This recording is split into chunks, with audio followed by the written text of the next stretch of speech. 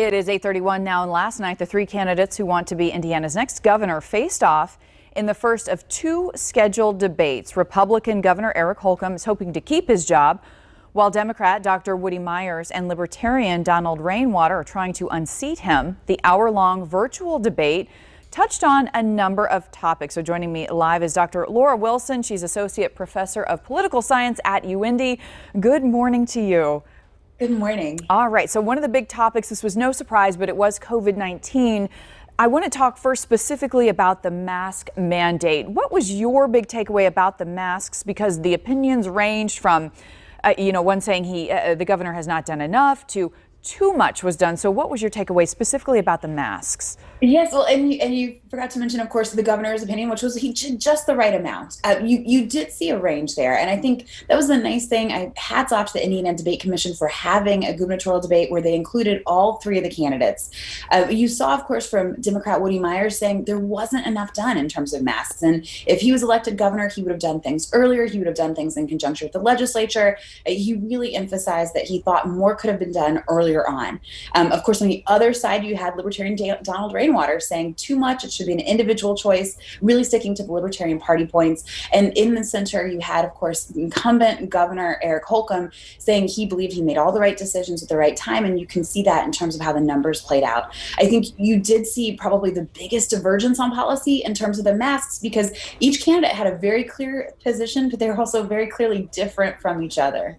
Now, at the same time, we're talking about masks. We're looking at COVID numbers as well. We get the update every day. Lately, they've been spiking across the state. We had a record over 2,000 cases, positive cases just this past weekend. 48 more deaths were reported just yesterday. So both Dr. Woody Myers and Donald Rainwater say Governor Holcomb is too passive in the state's response. And like you were saying with the masks, the governor is saying we are doing exactly what we need to do. So at this point in the election, have people made up their minds about how they'll vote, specifically if they're looking at the COVID response? I think many people have. And one thing to add to that as a layer of complexity is how much you believe the federal government should be responsible for. So the presidency, which of course is an election we're having as well. And then how much it should be the state responsibility. How much should the governor be responsible for? Of course, we're less than 2 weeks out. And with mail-in voting through absentee voting that we have here in Indiana, as well as early voting, not only have some people made up their minds, they've actually marked their ballots. So there's a small group of people that are probably still undecided. They're certainly still learning about the candidates. But we always emphasize it's a relatively small group compared to the entire electorate. Now, they also covered a whole bunch of other topics. We're talking education, schools, property tax caps. So aside from COVID, did any other major messaging stand out to you? And on that same note, as we're looking ahead to the next debate next week, will we hear more of that? Yes, well, I think you heard about guns and the economy, small businesses. I think some of those important talking points that may not be on the radar of every voter, but certainly are important for some of those voters. In terms of what we expect to see, I think similar questions, obviously, as you mentioned, COVID's really important, education's really important.